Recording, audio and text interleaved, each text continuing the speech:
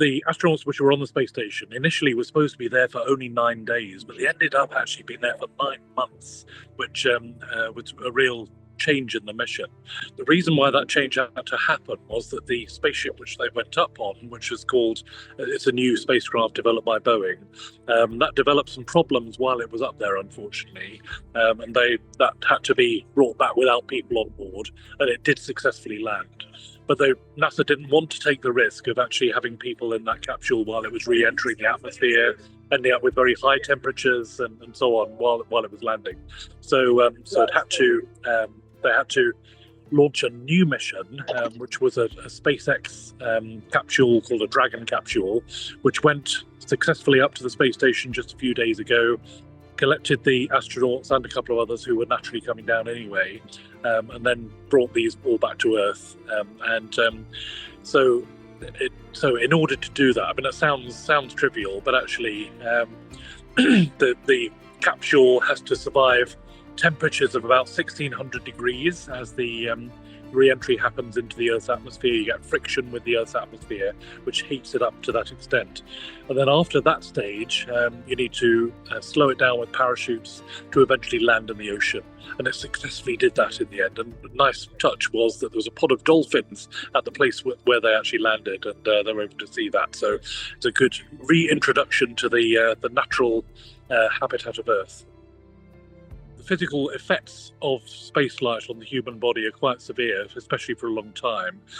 You're obviously in a microgravity situation, so you've got really low gravity, and that affects the way that bones develop and so on. So it's a little bit like osteoporosis on Earth. That's the type of thing which you get because the bones aren't developing in the same way. There's also, the sort of personal experience type of thing behind it as well, of actually, instead of being there for just the 9 days, they ended up being there for 9 months, so missing Christmas on Earth and all that type of thing, and other festivals, of course, but missing all that, and that means that they really weren't prepared properly for a very long mission. They didn't expect to be staying for a long time. However, the two astronauts are professional astronauts, and they'd been trained with the procedures. So although they weren't expecting to be there for so long, they would have been, as physically prepared as everybody else to be able to do that. It's just, I imagine that sort of emotionally, you'd like to be back on Earth, thinking ahead, that 9 days is very different to 9 months, and so that was very different then. I mean, the plus side of that is they will have got fantastic views out of the space station at the time while they were actually up there, and I think there's no substitute for being able to do that, because every day you go around the Earth in the orbit the space station is. It takes about 90 minutes to go around the Earth, and just over 90 minutes, and you pass over continents, of course, over the night side of the Earth as well. You can see the aurora borealis from space. So I've heard that people never tire of those types of views. So from that point of view, they would have had a great time. They were also given, of course, because they were there longer, given more scientific experiments to do on the space station that they wouldn't have been able to do otherwise. So they've sort of joined the community which was already up there. Which, interestingly, there's both NASA astronauts and Russian astronauts up there. So it's a matter of really good international collaboration going on. It is possible even in today's world. So that's nice to know that was possible. Well, the plan now is to send them to the Johnson Space Center in Houston, where they have all the equipment to be able to do the medical tests which they need to do after spending such a long time in space. It's not a record stay, but it's longer than they were expecting. So things like making sure bloods are okay and the bone situation is okay, getting used to being back on Earth, because the way the heart operates is a little bit different in space to the way that it operates on Earth. Obviously, the microgravity situation means the heart is working a different way to pump blood around the body. Because of the lack of gravity, it's having to behave differently. So it's making sure they're basically okay to go back to their daily lives and potentially training for more missions, and getting back towards the things that they like to do, such as swimming and all that type of thing. You're able to get back to be able to be able to do that. So that sort of or, making sure that their re-acclimatization procedure is something which goes on at the NASA Johnson Space Flight Center in Houston. So they will be there for a little while doing that. There will be a big learning experience for the people that built the capsule, which unfortunately ended up failing. It was one of the first flights of that capsule, and so always with space work, you're sort of learning how to do things in a remote environment. It's a difficult situation, difficult environment to work with.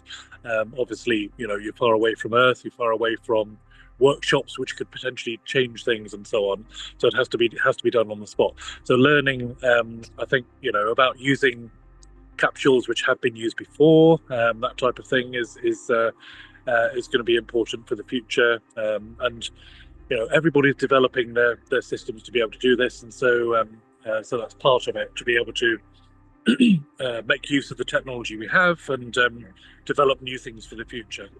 And eventually, people would like to go on to maybe walk on the moon again, and that would be great. I mean, for our type of work, we actually work on uncrewed exploration, and that is actually in some ways a better way of doing exploration in the solar system, because we can go further.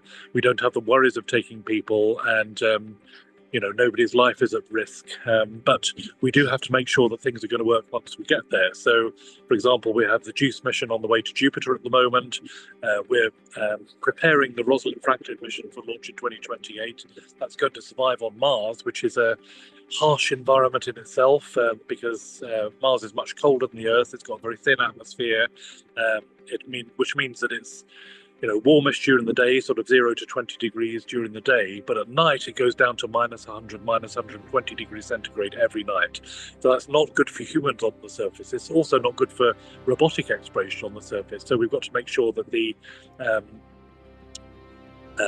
what we send has got to be able to survive that type of temperature. So that's what we're working on at the moment for missions for the future.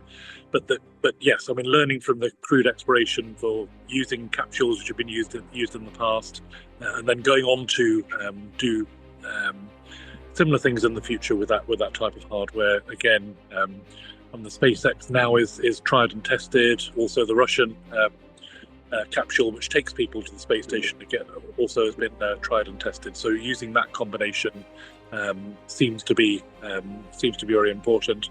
But new capsules are being developed for future missions as well. So it's a matter of development. But I suppose one lesson would be, don't send the people too early on something which you don't know the system completely fully with yet.